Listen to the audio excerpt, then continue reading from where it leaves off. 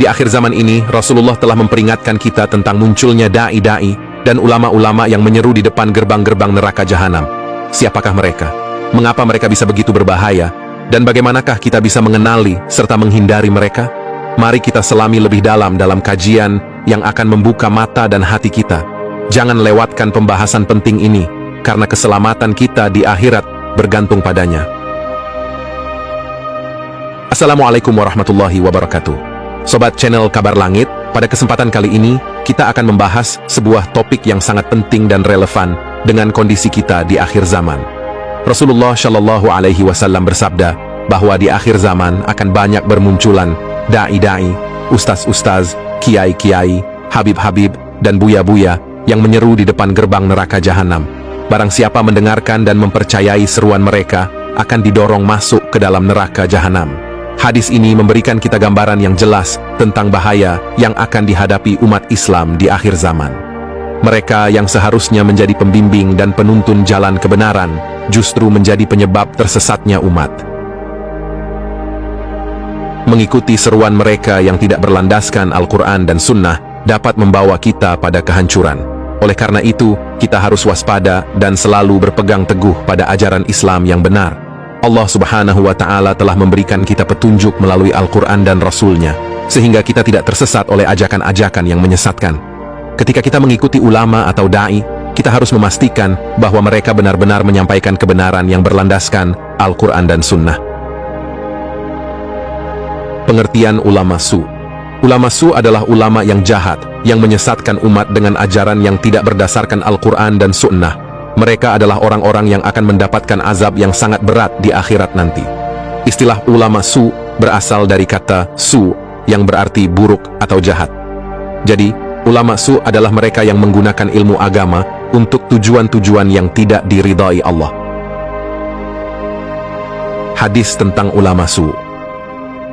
Rasulullah Shallallahu Alaihi Wasallam bersabda bahwa ulama yang pertama kali dilemparkan ke dalam neraka adalah ulama su. Mereka lebih dulu masuk neraka daripada para penyembah patung dan berhala. Ini menunjukkan betapa besar dosa ulama yang menyesatkan umat. Mereka yang seharusnya menjadi panutan justru menjadi sumber kerusakan dan kesesatan.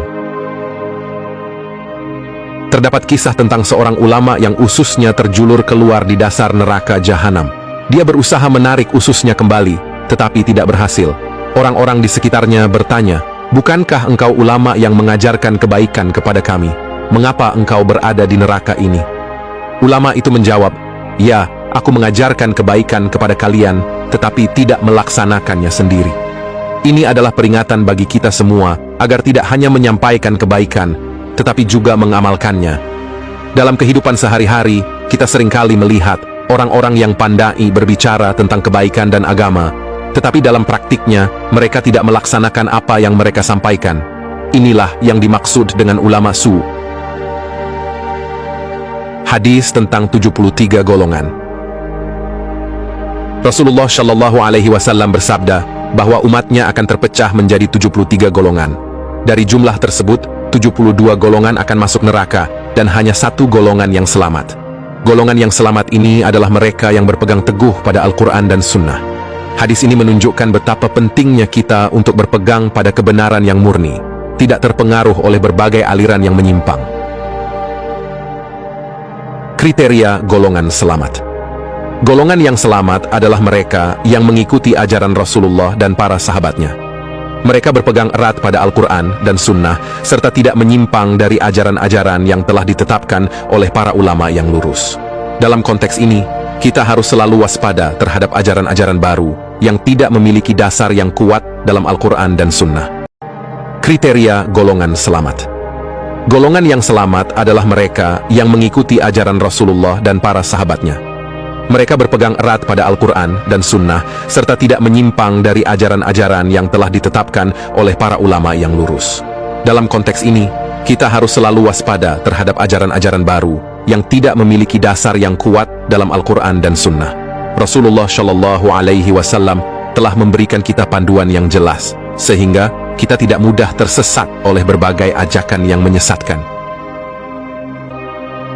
Ciri-ciri ulama sesat. Ulama sesat adalah mereka yang tidak mengajarkan ilmunya berdasarkan Al-Quran dan hadis. Mereka juga seringkali mencari kedekatan dengan penguasa untuk mendapatkan keuntungan duniawi. Ulama seperti ini tidak layak untuk diikuti dan harus dihindari. Mereka lebih mementingkan keuntungan pribadi daripada menyampaikan kebenaran. Mereka tidak takut kepada Allah, tetapi lebih takut kehilangan kedudukan dan harta. Contoh ulama sesat. Contoh ulama sesat adalah mereka yang tawaf di sekitar pintu-pintu pemerintahan dan menjadi penjilat penguasa. Mereka datang bukan untuk meluruskan kesalahan, tetapi untuk mendapatkan keuntungan dari penguasa. Rasulullah Shallallahu Alaihi Wasallam menyebut mereka sebagai maling, karena mereka mengkhianati amanah ilmu yang mereka miliki.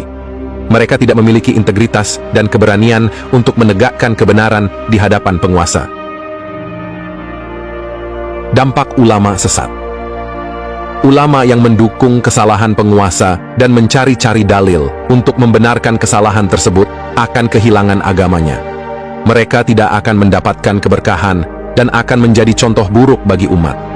Mereka yang seharusnya menjadi pelindung kebenaran justru menjadi penyebar kebatilan. Dampak dari tindakan mereka sangat besar karena mereka memiliki pengaruh yang luas di masyarakat. Mereka menyesatkan banyak orang dengan ajaran-ajaran yang mereka sampaikan. Hadis tentang ulama lurus. Rasulullah bersabda bahwa selalu ada sekelompok umatnya yang berpegang teguh pada kebenaran hingga hari kiamat. Mereka tidak bisa dikalahkan atau disesatkan oleh musuh-musuh mereka. Ulama yang lurus adalah mereka yang tidak takut untuk menyampaikan kebenaran, meskipun berhadapan dengan berbagai tekanan dan ancaman. Hadis tentang kelompok yang berperang di atas kebenaran. Kelompok yang berperang di atas kebenaran akan selalu unggul hingga datangnya Nabi Isa alaihi salam. Mereka adalah orang-orang yang berada di Baitul Maqdis dan sekitarnya. Ini menunjukkan bahwa perjuangan untuk menegakkan kebenaran tidak akan pernah berakhir. Selalu ada orang-orang yang berjuang untuk mempertahankan ajaran Islam yang murni. Mereka tidak pernah putus asa meskipun menghadapi berbagai kesulitan dan tantangan. Kontroversi ulama tentang Palestina. Di Indonesia, terdapat ulama yang membuat pernyataan kontroversial tentang Palestina. Mereka meragukan bantuan yang dikumpulkan untuk Palestina dan membuat pernyataan yang membingungkan umat. Beberapa dari mereka bahkan menuduh bahwa gerakan perlawanan di Palestina adalah buatan Israel atau Syiah. Pernyataan-pernyataan seperti ini sangat berbahaya karena dapat melemahkan dukungan umat Islam terhadap perjuangan saudara-saudara kita di Palestina. Hadis tentang Palestina. Rasulullah Shallallahu Alaihi Wasallam bersabda bahwa selalu ada sekelompok umatnya yang berperang di atas kebenaran dan mereka berada di Baitul Maqdis. Ini menunjukkan bahwa perjuangan di Palestina adalah bagian dari perjuangan untuk kebenaran. Mereka yang berjuang di sana adalah bagian dari kelompok yang selalu mempertahankan kebenaran hingga hari kiamat. Oleh karena itu, kita harus mendukung mereka dengan segala kemampuan yang kita miliki, baik melalui doa, harta, maupun tindakan nyata.